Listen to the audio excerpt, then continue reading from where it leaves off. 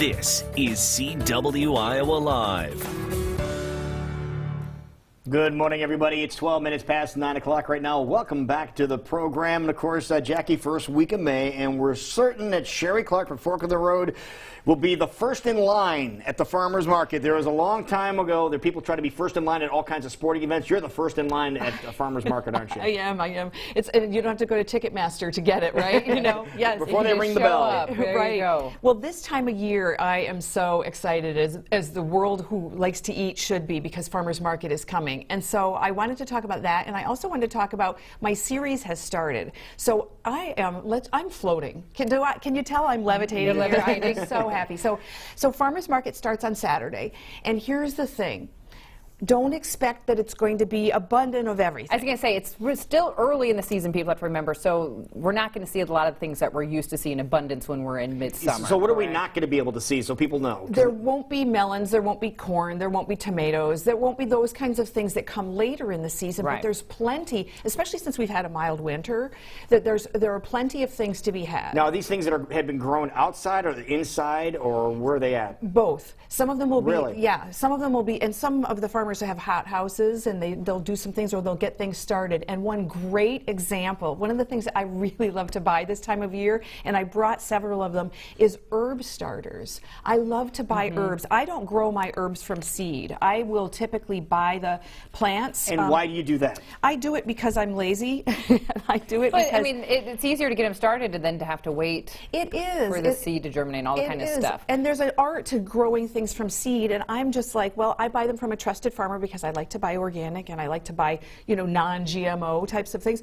And this is an example of what you can buy now and then put it in your own garden. Now you have a raised bed garden or pots if you live in an apartment, and it will be great all year round. Okay, so I get confused or overwhelmed sometimes because they're all green and they're all saying, yes, you need me, but what specific ones, if you're just wanting to add into your normal life? I know if you want to experiment, there's some crazy ones out there that are fantastic, but if I just want the basics, what am I going after? Well, what I would do is go for the ones that are easy to grow. And so the classic, most easiest to grow, I don't have with me, is mint, or anything in the mint family. Mint is really? Mint I never would have guessed that. Mint is, and mint, here's the thing, most farmers will tell you too, or gardeners, mint will also overrun your garden. So it doesn't take a lot of attention. Now, does mint keep coming back? Or oh, it does? Yeah. Like spearmint?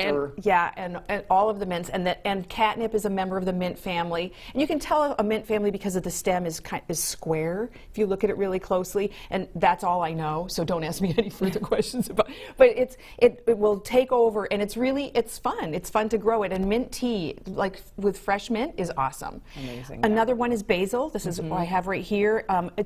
Buy herbs that you'll use a lot yourself in your own cooking. Right. Basil is abundant because we love it. We love Italian. We love Now, anything. how long will basil remain? Will it remain all season long, or does it die out after a while? It eventually it goes. It gets. What happens is it gets kind of reedy. It grows too big because you don't clip it back, and then it gets kind of spindly, and the stems get thick and so forth. But this one's an easy one to grow, and use it. Just use it, chop it up and put it in your salads and so forth. So, for example, what I did was I brought you an olive tapenade, and we've got a couple crackers there.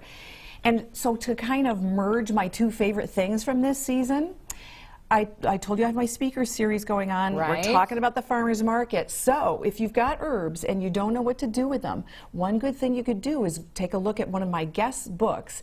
And my guest is Amy Valpone, and you've got her book, Eating Clean.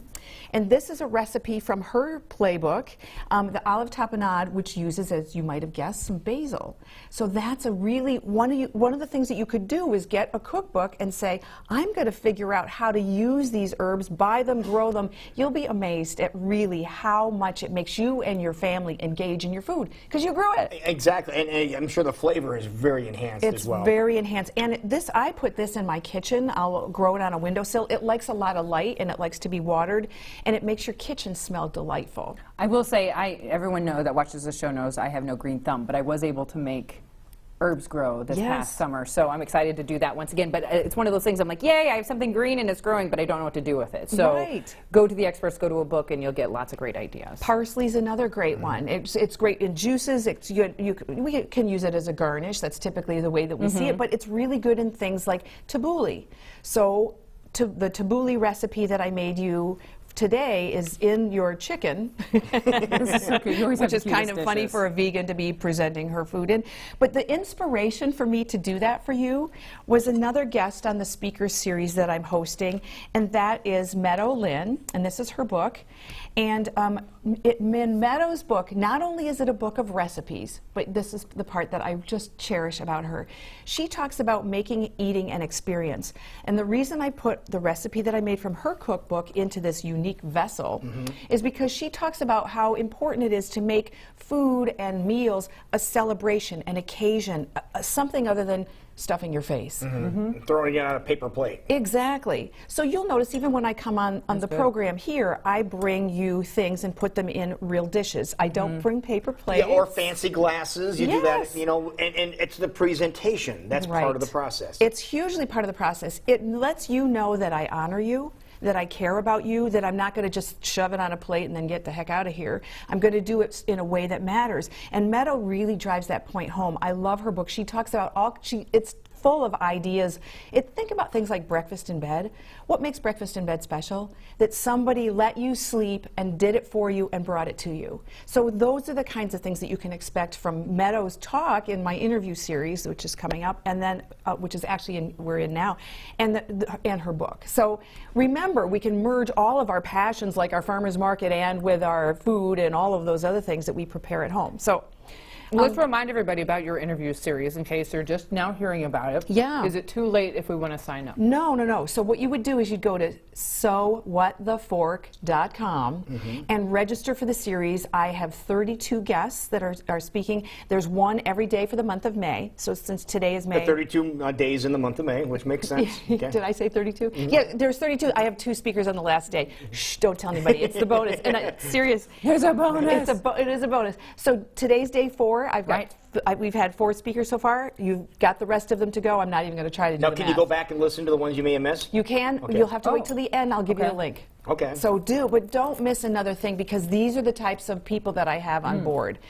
One other guest that's going to be joining us, Heal Your Hunger. We've talked a lot about food, and Tricia Nelson is an expert in that regard. She talks about emotional eating. And so we talk about healthy eating on this segment, and we talk about all of the things that we can do to really feed ourselves for health and happiness. Tricia talks about what happens when we get to that edge, when it's become a salve. It's become something that we use as a crutch. It's a numb-out technique. And she talks about how to manage that, which I really value about her and her work. And the nice thing about it is she's very credible. She herself had an eating disorder. She was a compulsive overeater, defeated that, and then talks about how that could be something that other people could apply to their lives.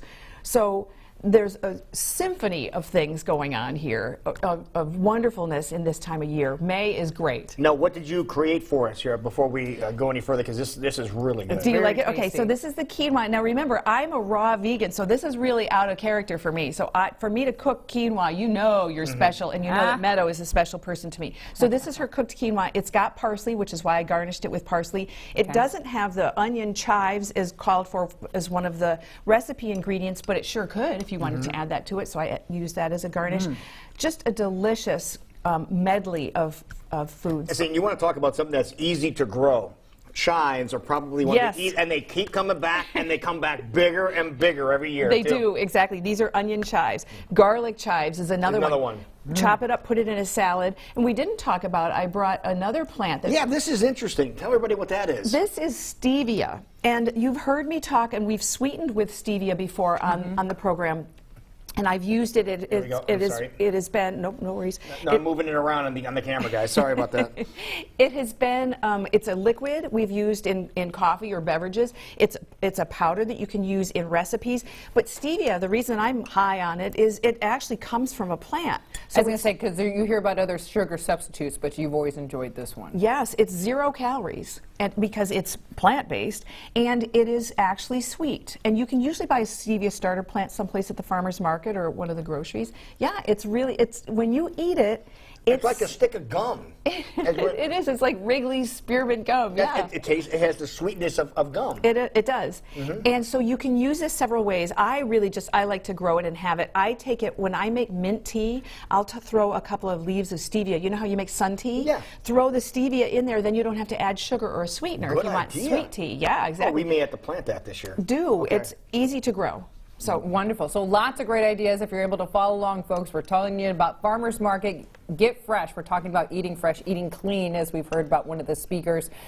So hope to see you out there this Saturday or even tonight over at Valley Junction. Lots of great opportunities to help support local, as we've talked about many times before. But most importantly, don't forget about your wonderful speaker series going on. SoWhatTheFork.com. Love it. Good stuff. Wonderful. Thank you so much. Thank you, Sheree. All right. We'll be right back. I'm gonna keep eating this. We're gonna It's really finish. good. Yeah, we're gonna finish this. My up. bird, my you blue guys bird. go watch these commercials. We'll be right back.